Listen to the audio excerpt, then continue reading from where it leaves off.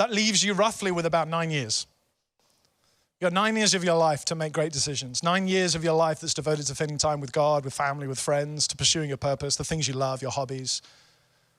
It's not much time, is it? And if you're 20, you've already spent a quarter of that time. If you're 40, you spent half of it. Should I keep going? You can do the math, right? Steve Jobs once said, time is so limited, don't waste it living somebody else's life. You see, a heart of wisdom understands that your days are numbered. And here's the thing, we have to understand this, that it isn't a curse our days are numbered. Time is a gift to us by God. The moments that we have here is a gift given to us by God. And so often we spend our life in depression, anxiety. We spend our life in conflict with our brothers and our sisters and those around us. We spend our time in strife and just working and drudgery and just getting through the day, that we actually forget that those 9 years, those precious time we have left, is a gift that you have. Every moment, every laughter that you have with your family is a gift that is given to you. Every time you get to come together in an environment like this and worship and feel exalted and feel like you're a part of a community that's doing something bigger just beyond yourself, that's a precious gift that is given to you.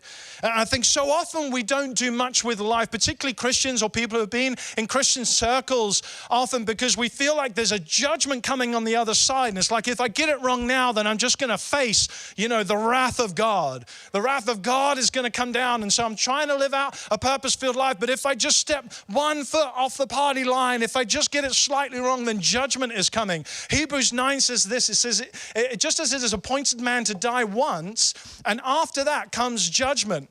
Now, can I just give you some theology, some helpful theology just for a second? This comes from my good friend Shane Willard. He taught me this. Here's the thing about judgment. So often when I say the word judge, or if I say the word judgment, what's the imagination that conjures up in your brain? It's a courtroom, right? If I say you sit there and somebody's going to judge you, it's like, usually it's, if you think of God as the judge, he's Zeus. He's got a big beard, essentially, and he's there with his big gavel, and he's judging people. Good place, you go, bad place. You go, good place. You did this, this, and this. And so we think that we live our lives just waiting for this weird perennial Zeus to come down and bring judgment upon us, because we have a poor imagination and understanding around what judgment really means. Judgment in Hebrew terms doesn't mean somebody who's waiting to give you a judicial verdict. Judgment means somebody who is appointed and anointed by God to set you free. So somebody who is a judge is appointed to be a liberator in your life, not to bring condemnation. That's why Jesus says, I have not come to condemn you, I have come to set you free. It's starting to connect the dots here. And we tell young people, just give your life to God, but he's watching everything you do. But come close to God, but he's keeping an eye on you.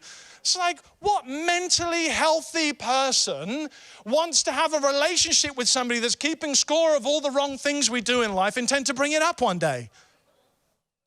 Hello?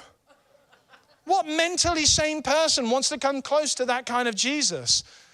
Because it's a poor image. The Jesus that he's talking about here of judgment is somebody who will and has set you free. So that's what's called sanctification, glorification, justification. He has set you free. He's in the process of setting you free. And when you die, there will be judgment, meaning that you will be ultimately set free. Are you hearing me here? There we go.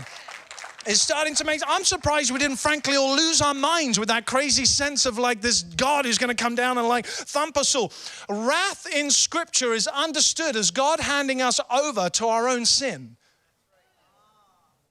It's not God smiting you because you did something wrong. He's saying, if you're intent to live that destructive lifestyle, I love you so much that I will remove my hand from you and I'll let you make your own decision and live with it.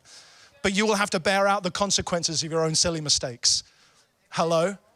God's not going to smite you down for smoking, but you will have to bear out your own consequences of it.